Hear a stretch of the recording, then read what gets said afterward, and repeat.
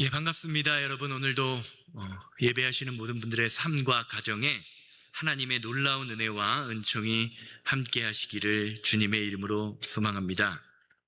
말씀을 시작하기 전에 아주 가장 기초적인 질문, 기본적인 질문을 하나 드리겠습니다. 여러분, 우리는 왜 예수님을 믿어야 할까요? 왜 여러분은 예수님을 믿으십니까? 아마 이 질문에 대부분의 성도님들이 구원받기 위해서 예수님을 믿습니다, 천국 가기 위해서 예수님을 믿습니다 라고 대답하실 것입니다. 그렇다면 여기서 한 번 더 우리가 생각해 보아야 할 것이 있습니다. 과연 구원받는 삶, 천국 가는 삶은 어떤 삶을 사는 것입니까? 쉽게 말하면 예수님을 믿는 사람과 예수님을 믿지 않는 사람이 어떻게 다르냐라는 질문입니다. 어떻다고 생각하십니까? 20세기의 유명한 신학자인 한스 퀼이라는 분은요, 이 질문에, 제가 드린 질문에 사람이 예수를 믿어야 하는 이유를 진짜 사람다운 사람이 되기 위해서다. 뭐라고요? 진짜 사람다운 사람이 되기 위해서다라고 대답했습니다. 이 대답을 오해하면 이렇게 생각하기 쉬워요. 그럼 나는 사람이 아니냐? 라고 반문할 수도 있습니다. 그러나 이 대답은 하나님의 창조 속에 드러나는 인간의 본성과 연결되어 있는 대답입니다. 결국에 이 말이 무엇이냐? 인간이 예수님을 믿어야 하는 이유는 하나님께서 창조하신 인간 본래의 상태를 회복하는 것이다 라는 의미로 이 대답을 한 것입니다. 여러분, 성경에 나오는 인류의 조상이 누구입니까? 가장 첫 번째 사람이 누구죠? 아담이지요. 이 아담이라는 단어의 의미는 사람이라는 뜻입니다. 사람이라는 뜻이에요. 원래 하나님이 에덴 동산에서 만드셨던 처음 사람 아담은요, 어떤 존재입니까? 하나님의 생기라고 불리우는 루하흐, 성령이라고 번역되거든요.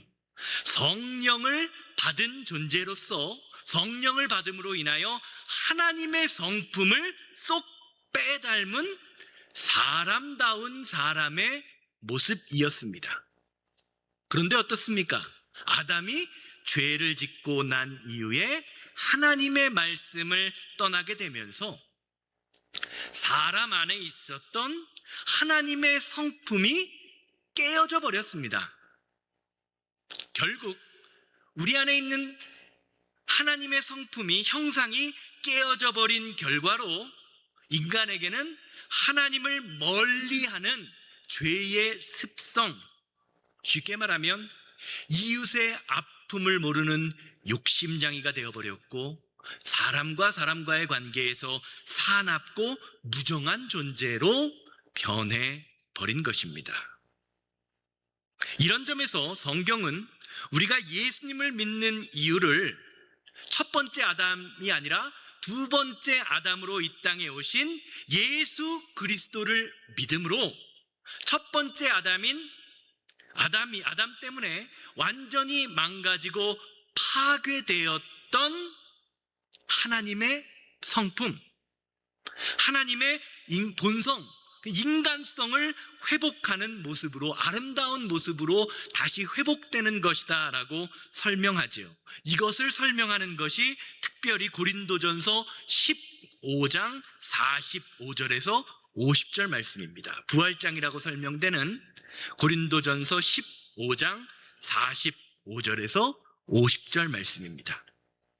기록된 바 첫사람 아담은 생명이 되었다 함과 같이 마지막 아담, 예수님을 말하는 거거든요. 마지막 아담은 살려주는 영이 되었나니, 그러나 먼저는 신령한 사람이 아니요 육의 사람이요 그 다음에 신령한 사람이라. 첫 사람은 땅에서 났으니 흙에 속한 자이거니와 둘째 사람은 하늘에서 나셨느니라. 무릇 흙에 속한 자들은 저 흙에 속한 자와 같고 무릇 하늘에 속한 자들은 저 하늘에 속한 이와 같으니 우리가 흙에 속한 자의 형상을 입은 것 같이 또한 하늘에 속한 이의 형상을 입으리라. 형제들아, 내가 이것을 말하노니 혈과 육은 하나님의 나라를 이어받을 수 없고 또한 썩는 것은 썩지 아니하는 것을 유업으로 받지 못하느니라. 아멘. 로마서 8장 29절, 또 골로새서 3장 9절에서 10절, 로마서 8장 29절, 골로새서 3장 9절에서 10절도 동일한 이야기를 합니다. 제가 읽을게요. 성경에는 프로젝트에 나와 있지 않은데 로마서 8장 29절이요. 하나님이 미리 아신 자들을 또한 그 아들의 형상을 본받게 하기 위하여 미리 정하셨으니 이는 그로 많은 형제 중에서 맏아들이 되게 하려 하심이니라. 골로새서 3장 9절에서 10절도 제가 읽습니다. 골로새서 3장 9절에서 10절입니다. 너희가 서로 거짓말을 하지 말라. 옛사람과 그 행위를 벗어버리고 새 사람을 입었으니 이는 자기를 창조하신 이의 형상을 따라 지식에까지 새롭게 하심을 입은 자니라. 아멘.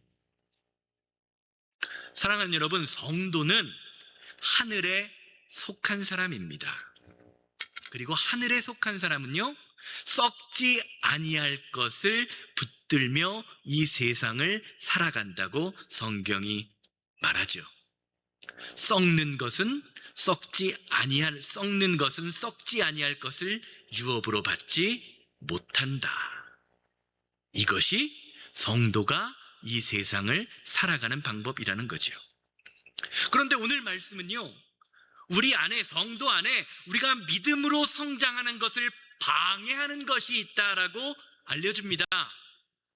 무엇입니까? 무엇이 우리의 믿음을 성장하지 못하게 하죠? 바로 고집입니다. 완고함.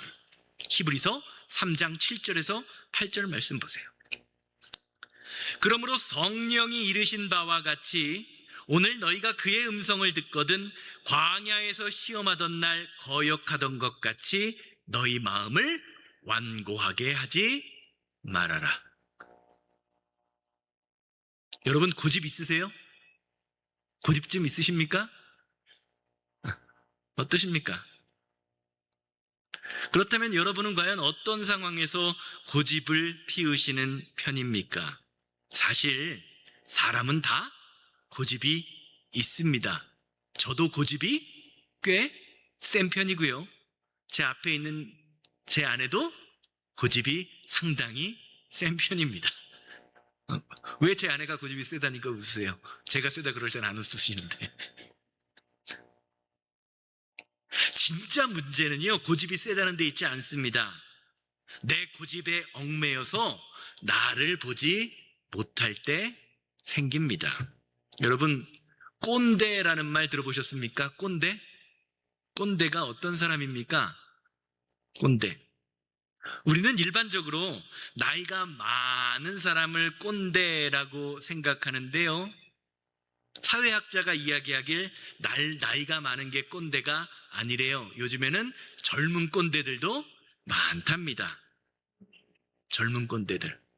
왜냐하면 꼰대라는 말의 의미가요, 단순히 나이가 많이 먹은 사람이 아니라 배우려고 하지 않고 변하려고 하지 않는 사람이라는 뜻이기 때문입니다. 내가 아는 것, 내가 경험한 것만 맞고 다른 사람의 것은 어떻다는 겁니까?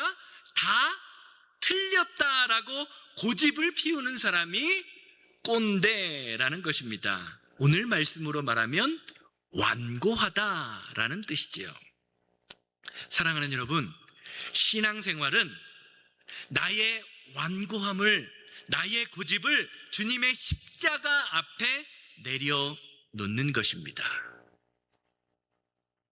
여러분, 완고함이라는 단어가 어떤 의미인지 아십니까? 성경이 말하는 완고함이라는 단어의 의미는, 주보 한번 보세요. 주보 보시면 나오죠. 제가 주보에 앞에 사진을 놨는데, 가뭄 때문에 논바닥이 쩍쩍 갈라지고 콘크리트처럼 딱딱하게 굳어있는 마음의 상태를 완고하다라고 성경의 언어는 말합니다. 왜 더운 여름에 땅이 갈라지죠? 왜 갈라집니까? 왜 갈라져요? 물이 없기 때문이죠. 그러면 왜 우리의 영혼이 쩍쩍 갈라진 마른 땅처럼 완고해질 수밖에 없습니까? 뭐가 없기 때문에? 하나님의 말씀이 없을 때 우리의 마음은, 생명의 말씀이 사라져버릴 때 우리의 마음은 딱딱하게 굳어져 버리게 되는 것입니다. 굳어진 마음을 가지게 되면 어떻습니까? 마음에 병이 생깁니다. 굳어진 마음 때문에 관계가 깨어져 버립니다. 굳어진 마음 때문에 작은 일에 쉽게 분노하며 하나님보다 내 생각과 내 고집을 더 붙드는 사람이 되는 것입니다. 여러분 주변에 작은 일에 흥분하면서 화내는 사람들 있죠? 쉽게 화내는 사람들 있죠? 왜 그렇습니까? 마음이 굳어져서 그래요. 결국 완고한 마음은요, 하나님을 떠나게 만드는 것이 아니라 하나님이 내게 주신 은혜조차 누리지 못하게 만드는 영적인 질병입니다. 여러분, 출애굽했던 이스라엘 백성들이 정확히 이 덫에 걸렸다고 성경이 증거하고 있어요. 이어지는 말씀 보세요. 9절에서 11절 말씀입니다. 여기서 너희 열조가 나를 시험하여 증명하고 40년 동안 나의 행사를 보았느니라. 그러므로 내가 이 세대에 노하여 이르기를 그들의 마음이 항상 미혹되어 내 길을 알지 못하는도다 하였고, 내가 노하여 맹세한 바 같이 그들은 내 안식에 들어오지 못하리라 하였느니라. 하나님은 이스라엘 백성들을 낮에는 구름기둥, 밤에는 불기둥으로 인도하셨습니다. 그런데 이스라엘 백성들은 하나님이 인도하시는 길을 가면서도 길을 알지 못하는 백성들처럼 행동하고 있습니다. 왜 그렇습니까? 그들이 잃어버린 것은 육신의 길이 아니라 영적인 방향성을 잃어버린 사람들이었기 때문입니다.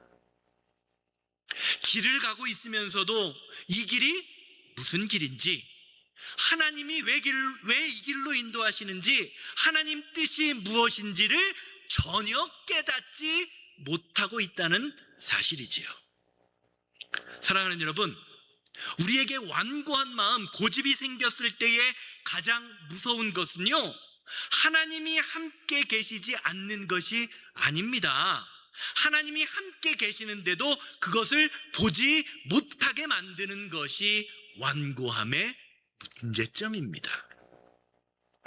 신앙생활을 하다 보면 사람과 사람과의 관계 속에서, 그리고 신앙생활을 하다가 하나님과의 관계 속에서 무엇이 옳은 길인지, 무엇이 바른 길인지 결정하기 힘들 때가 있습니다.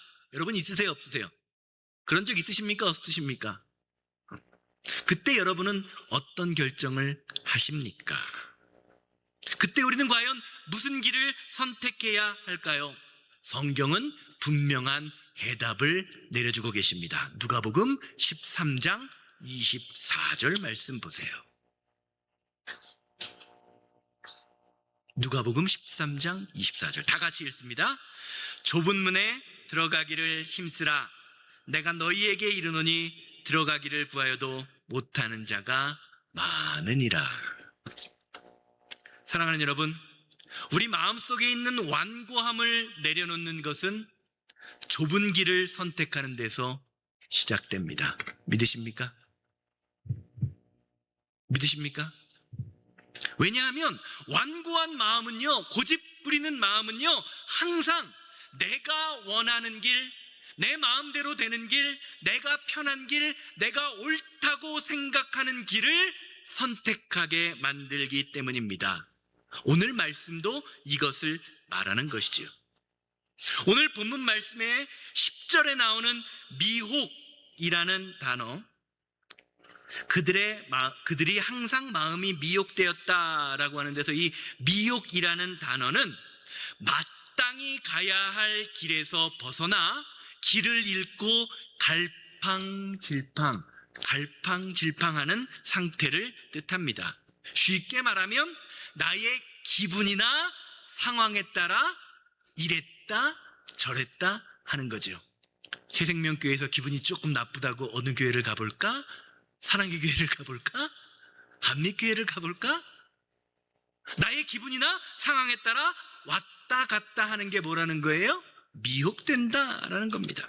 쉽게 말하면 기준이 없고 목표가 없는 상태가 미혹된 상태라는 겁니다. 출애굽 백성들의 상황을 보시기 바랍니다. 왜 이스라엘 백성들이 미혹되었죠? 왜 이스라엘 백성들이 미혹됩니까? 하나님이 예비하신 땅과 그 땅이 주신 목적을 알지 못할 때 내 상황 속에서 출애굽하다가 하나님의 능력이 나타나게 되면 어떻습니까? 하나님 대단하시다. 오늘은 하나님이 최고인 것 같다. 하나님 살아계신 하나님을 찬양합니다. 그랬다가 내 삶에서 출애굽 과정 가운데에서 하나님의 능력이 나타나지 않는 것처럼 느껴지면 어떻습니까? 배고프다. 목마르다. 나 다시 어디로? 애굽으로 돌아가고 싶다라는 마음을 갖게 됩니다. 상황으로 자신의 삶을, 출애굽을 해석하고 있는 거죠. 이러한 것을요, 오늘 본문 말씀을 보면 미혹된 자들이라고 하고, 미혹된 자들의 삶의 결과를 무엇이라고 말합니까? 하나님으로부터 멀어지게 된다라고 이야기합니다. 이어지는 12절 말씀 보세요. 형제들아, 너희는 삼가 혹 너희 중에 누가 믿지 아니하는 악한 마음을 품고 살아계신 하나님에게서 떨어질까 조심하라. 말씀 잘 보세요. 오늘 본문 말씀에서 사도 바울이 악한 마음을 품지 말라라고 권면하는 사람들은 어떤 사람들이죠? 세상 사람들이 아닙니다. 함께 예배하고 함께 기도하며 교회 안에서 신앙생활을 함께하는 형제들이에요. 형제들아, 너희는 조심하라. 그리고 그 악한 마음의 실체는 무엇입니까? 믿지 아니함. 너희 중에 누가 믿지 아니하는 악한 마음을 품고, 믿지 아니하는 마음을 품게 될 때 어떻게 되죠? 하나님에게서 어떻게 된다? 멀어진다, 떨어진다라고 이야기하고 있습니다. 제가 요즘 계속해서 주일 설교 시간에 말씀드리지만 성경이 말하는 죄는요, 단순히 겉으로 드러나는 행위 이전에, 행위의 문제가 아니라 행위 이전에 있는 하나님으로부터 멀어짐, 하나님으로부터 분리됨, 즉 관계의 깨어짐입니다. 관계의 깨어짐. 아담이 선악과를 따먹었을 때 어떻게 됐다는 거죠? 하나님과의 관계가 깨어졌다는 거죠. 부패한 뿌리에서 열매가 맺을 수 없듯이 하나님과의 끊어진 관계에서는요, 우리가 하나님과의 관계가 끊어져 있다면 우리를 통하여 나오는 모든 말과 행동은요, 사람이 보기에는 선해 보여도 결국 하나님 앞에서는 죄가 될 수밖에 없는 것입니다. 이것이 성경이 말하는 죄의 실체입니다. 이것을 잘 설명해 주는 것이요, 로마서 5장 16절에서 17절 말씀이에요. 로마서 5장 16절에서 17절. 누구든지 형제가 사망에 이르지 아니하는 죄를 범하는 것을 보거든 구하라. 그리하면 사망에 이르지 아니하는 범죄자들을 위하여 그에게 생명을 주시리라. 사망에 이르는 죄가 있으니 이에 관하여 나는 구하라 하지 않노라. 모든 불의가 죄로 돼 사망에 이르지 아니하는 죄도 있도다. 17절 제가 다시 읽을게요. 모든 불의가 죄로 돼 사망에 이르지 아니하는 죄도 있도다. 자, 말씀 잘 보시기 바랍니다. 성경은 분명히 사망에 이르는 죄가 있고요, 반대로 그렇지 않은 죄도 있다고 말합니다. 자, 그러면 냉정하게 신앙적인 판단을 기준을 가지고 한번 생각해 보시기 바랍니다. 뭐가 사망에 이르는 죄고 뭐가 사망에 이르지 않는 죄입니까? 여러분 한번 생각해 보세요. 뭐가 사망에 이르는 죄고 뭐가 사망에 이르지 않는 죄입니까? 대충 하나씩 살펴보기 원합니다. 여러분, 살인은 사망에 이르는 죄입니까? 아닙니까? 살인 사망에 이르는 죄예요? 아니에요? 솔직히 얘기해 보세요. 자, 오케이, 사망에 이르는 죄다가 더 많은 것 같아요. 그렇죠? 자, 그러면 강도 사망에 이르는 죄입니까? 아닙니까? 살인보다는 조금 나은 것 같죠? 자, 다음 간음 사망에 이르는 죄입니까? 아닙니까? 예전에 우리나라는 이런 말도 있잖아요. 남자라면 한 번쯤은 뭐 그런 말도 넘어가주는 분위기죠, 한국 사람들은. 자, 또 폭행, 남을 때리는 것 어떻습니까? 부모를 공경하지 않는 것 사망에 이르는 죄입니까? 아닙니까? 이제 슬슬 조금 약해지기 시작하죠? 자, 그러면 거짓말은 어떻습니까? 거짓말. 자, 거짓말이 사망에 이르는 죄입니까? 아닙니까? 어떻습니까? 거짓말 사망에 이르는 죄다. 손 들어보세요. 아이, 거짓말 갖고 뭘 그러십니까? 거짓말 정도는 괜찮잖아요. 거짓말은 사망에까지는 이르지 않습니다. 손 들어보세요. 십계명에 뭐라고 돼 있죠? 거짓말하지 말라. 왜 우리가 거짓말은 이렇게 관대하죠? 왜 우리가 이렇게 거짓말은 관대합니까? 나도 가끔 거짓말을 하니까.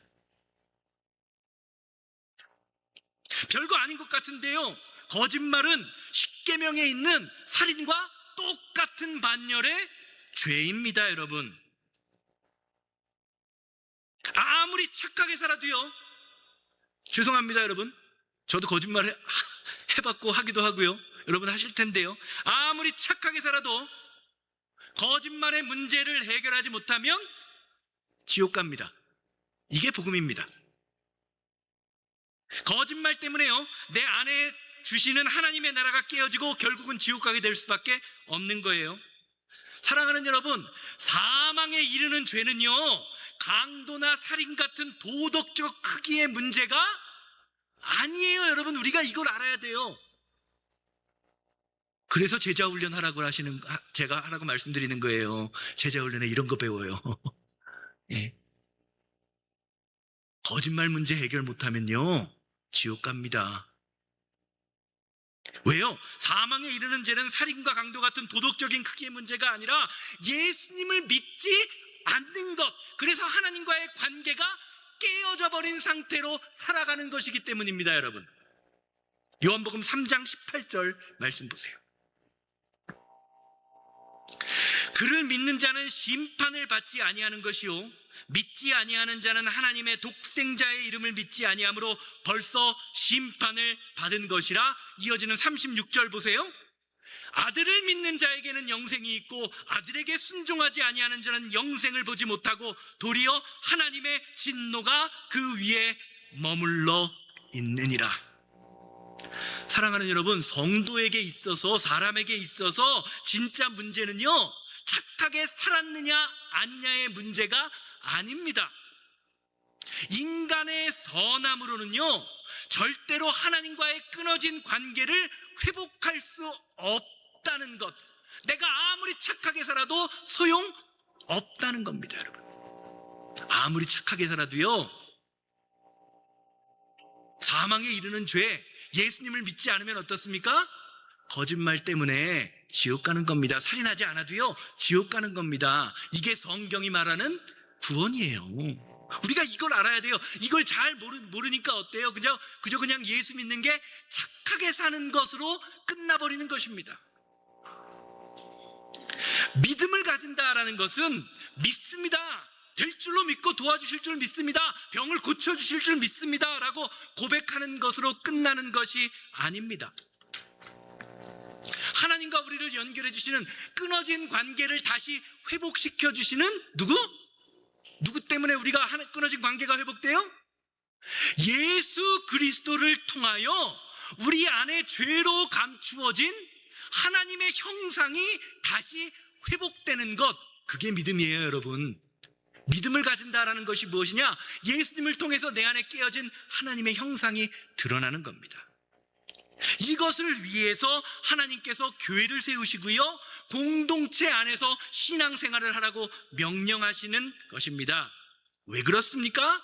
우리 안에 완고한 마음, 믿음에 대해서 제대로 알지 못해서 그냥 그저 착하게 살면, 내가 큰 죄 짓지 않으면, 세상에서 말하는 큰 죄 짓지 않으면 천국 가겠지 하는 그런 완고함이 있기 때문입니다.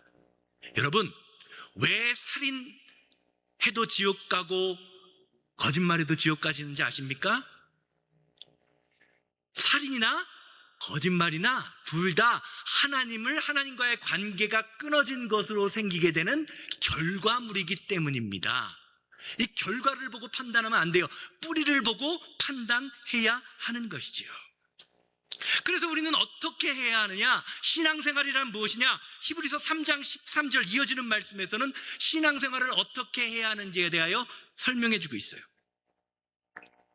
오직 오늘이라 일컫는 동안에 피차 매일 권면하여 너희 중에 누구든지 죄의 유혹으로 완고하게 되지 않도록 하라. 오늘 말씀을 보면 성도가, 죄가 뭐라고요, 여러분? 죄가 뭐라고요? 다시 알고 있나 점검해 볼게요. 죄가 뭐라고요? 살인이 죄입니까? 거짓말이 죄입니까? 다 죄예요? 진짜 죄는 뭐예요? 이건 열매예요? 진짜 죄는 뭐라고요? 하나님과의 깨어진 관계. 하나님과 자꾸 멀어지려고 하는 우리 마음, 말씀을 따라 살기 싫어하는 우리 마음이라는 거예요. 오늘 말씀을 보면 성도가 하나님과의 관계가 멀어지는 죄의 유혹을 극복하는 방법을 제시하고 있어요. 뭐죠? 뭐 하래요? 서로 뭐 해라? 잘 안 보이세요? 뭐 해라? 빨간 글씨? 권면하라. 그냥 권면이 아니라 어떻게? 피차 권면하라. 사랑하는 여러분, 성도는요, 결단코 혼자서 독불장군처럼 내 신앙을 지켜내고 일어설 수 있는 존재가 아닙니다. 사탄이 영적 침체에 빠진 성도를 무너뜨릴 때 쓰는 가장 전형적인 방법이 바로 뭐다? 고립이다 라는 거예요. 혼자 있게 만든다라는 거죠. 아담이 하와가 선악과를 따먹었을 때 어떻게 해요? 나무 뒤에, 이파리 뒤에, 돌 뒤에 숨어버립니다. 고립되게 만들어버리는 거죠. 여러분, 한번 관계 가운데 있는 분들 생각해 보세요. 마음이 상한 분들이요, 교회 안에서 대부분 하는 말이 뭐죠? 나 좀? 혼자? 어떻게 이렇게 잘하세요? 나 좀 내버려 두세요. 아무리 활활 타오르던 불 속의 숯불도, 아궁이에 있는 숯불도요, 야, 불 좋다 그리고 빼놓으면 어떻게 되죠? 금세 시커먼 죄로 변해버립니다.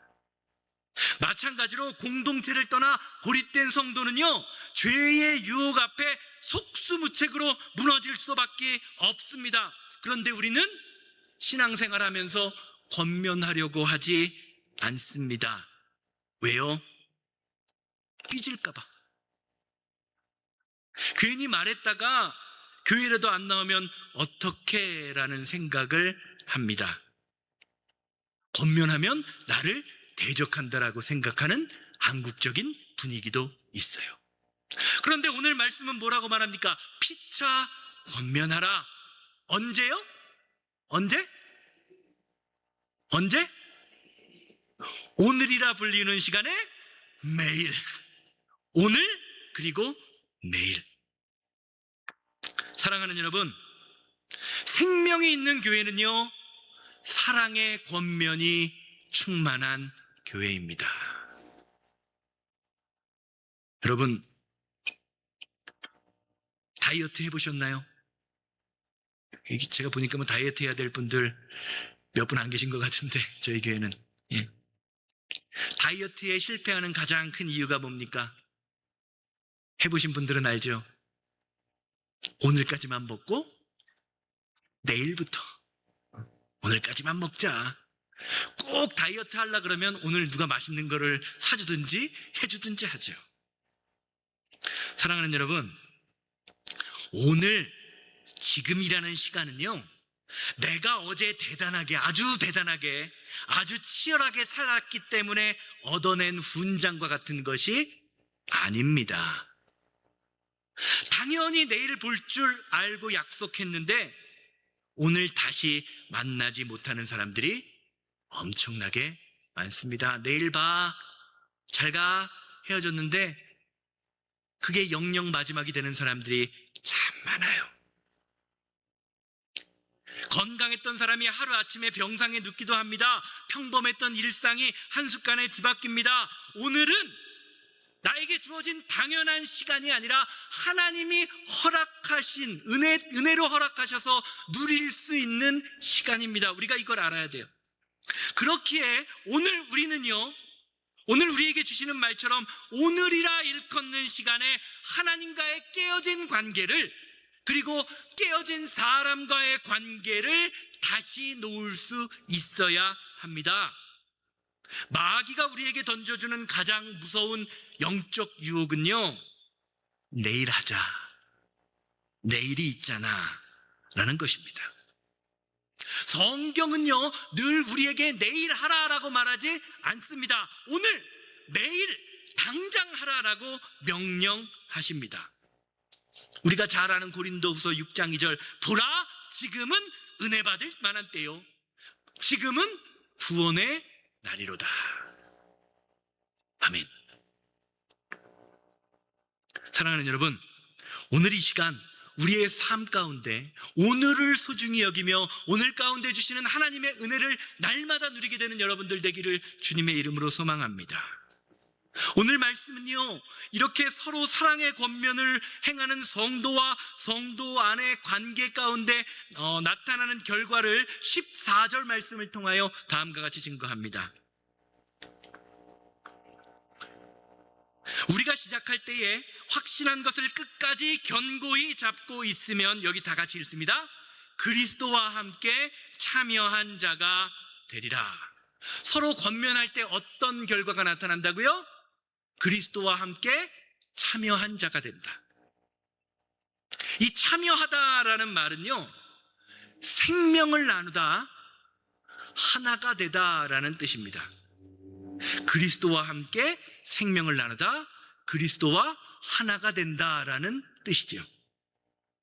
즉, 예수 그리스도께서 십자가에 흘리신 보혈의 능력을 통해 저와 여러분들이 주님이 주신 생명을 나누고 보혈을 통해서 하나가 되는 사건이 권면을 통하여, 성도 간의 관계를 통하여 나타나게 된다는 거죠. 이것을 성경은 그리스도의 성품에 참여한다라고 이야기합니다. 베드로후서 1장 4절 말씀 보세요.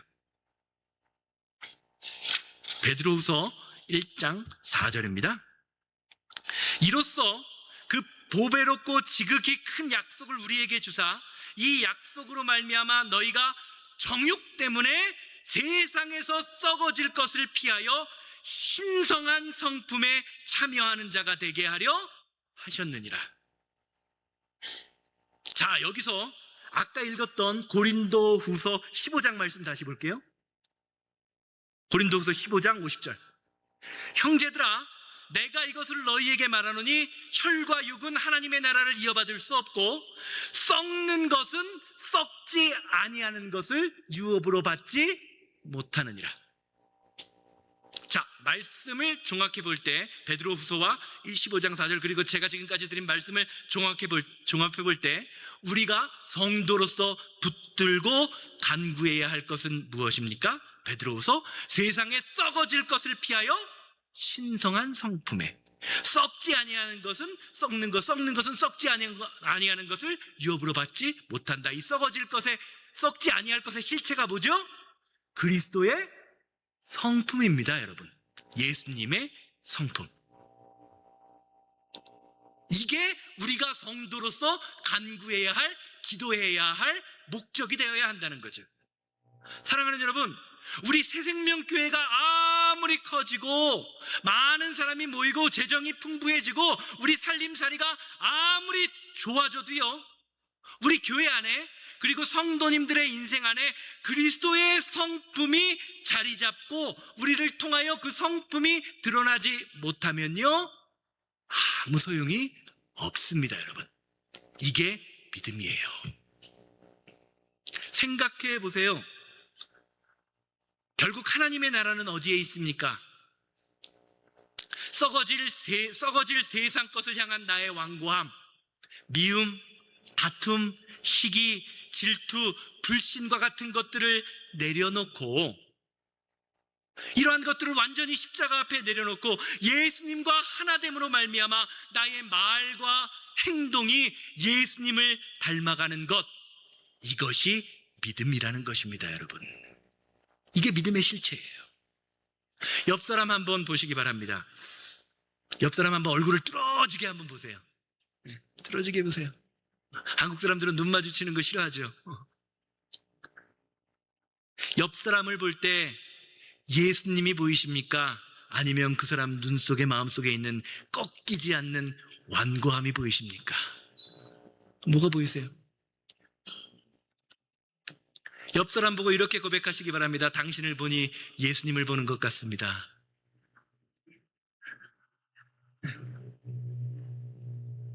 진짜 그 고백이 나와야 돼요. 와, 우리 새생명교회 서영원 목사를 볼 때 예수님이 보이는 것 같다. 죄송합니다. 제가 좀 그런 모습 못 보여드린 것 같아서. 우리 장로님을 볼 때, 권사님들을 볼 때, 집사님들을 볼 때, 속장님들을 볼 때 우리 안에 있는 예수님의 성품, 감추었던 예수님의 성품이 드러나야 하는 것, 그것이 믿음입니다. 여러분, 고집만 보이면 안 돼요. 아유, 저 인간 저거 그냥 아주 미치겠네. 결론적으로 말씀드리겠습니다. 히브리서 기자는 오늘 말씀을 통해서 우리 믿음이 무엇인지, 그리고 성도가 어떻게 살아야 하는지를 설명하기 전에 다음과 같은 이야기를 해요. 7절 말씀 다시 보세요. 이 모든 말씀, 제가 설명드린 모든 것을 설명하기 이전에 이렇게 이야기하고 말씀을 시작합니다. 그러므로 성령이 이르신 바 같이 오늘 너희가 그의 음성을 어떻게 하든 듣거든. 성도는 하나님의 음성을 들을 수 있는 사람입니다. 오늘 이 시간 여러분들을 향한 하나님의 음성이 들리십니까? 들리세요? 하나님 음성 들리십니까? 아멘 하는 분들만 들리시는 건가요? 오늘 말씀에서 권면하다라는 말은요, 우리가 날마다 고백하는 성령님이라는 단어와 그 어원이 같습니다. 즉 성도와 성도 간의 서로 권면은요, 단순히 사람의 생각을 전하는 것이 아니라 성령께서 우리 안에 함께 하셔서 또 다른 성도의 마음에 말씀하시는 은혜의 통로가 된다는 거예요. 그래서 오늘 말씀이 뭐라고 말합니까? 성령이 말하는 음성을 너희가 듣거든 이렇게 행하라는 겁니다. 성경은 우리에게 서로 충고하라, 서로 정죄하라, 서로 지적하라라고 말씀하지 않고 각자 서로 권면하라라고 말합니다. 누군가를 날카롭게 책망할 때, 지적할 때 그것은 그 사람의 마음을 상하게 하고 영혼을 죽이는 잔소리가 되지만, 내 안에 살아계신 성령의 마음으로 함께 손을 잡고 함께 아파하며 함께 눈물을 흘려 기도할 때 그 권면은 굳어버린 영혼을 다시 살려내는 성령 하나님의 초자연적인 믿음의 역사를 통하여 우리 가운데 나타나게 되는 줄로 믿습니다. 여러분, 힘드시지요? 제가 함께 기도하겠습니다. 옆 사람 보고 고백하세요. 제가 기도하겠습니다.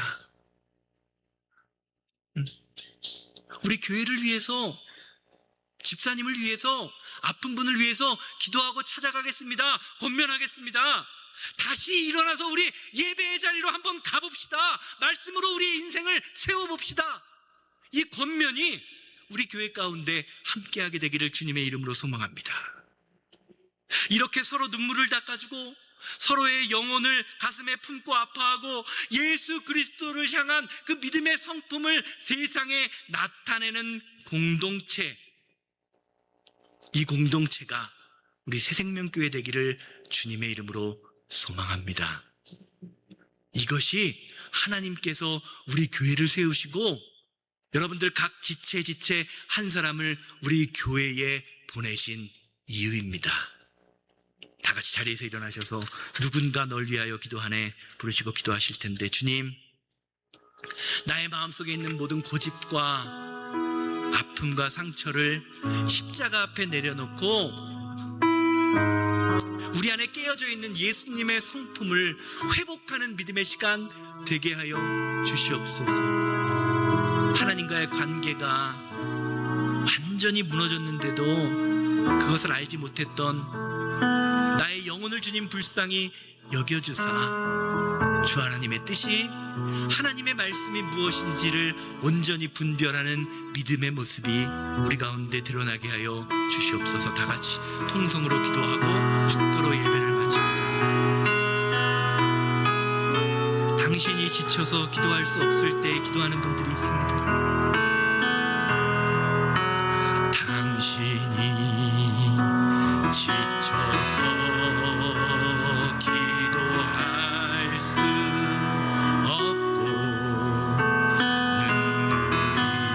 눈물이 빗물처럼 흘러내릴 때 주님은 아시네. 당신의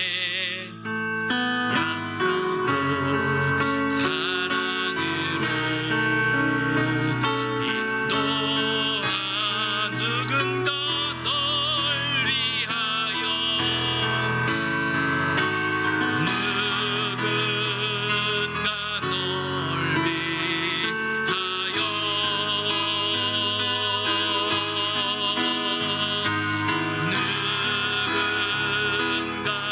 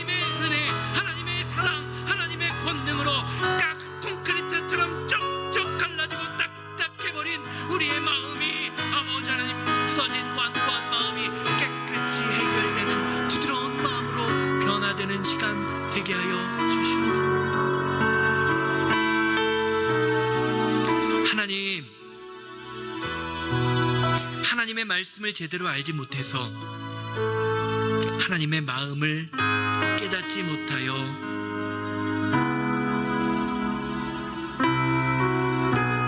굳어버린 우리의 마음이 하나님의 말씀을 온전히 알므로 깨달음으로 주님 안에서 회복되게 하여 주시옵소서. 우리 안에 깨어진 예수 그리스도의 성품이, 하나님의 마음이 주님을 믿음으로 다시 회복되게 하사 서로 권면하며 사랑하며 함께 세워져 가는 믿음의 공동체가 되는 그 믿음의 모습이 오늘 예배하는 모든 성도님들의 마음속에 풍성하게 임하게 하여 주시옵소서.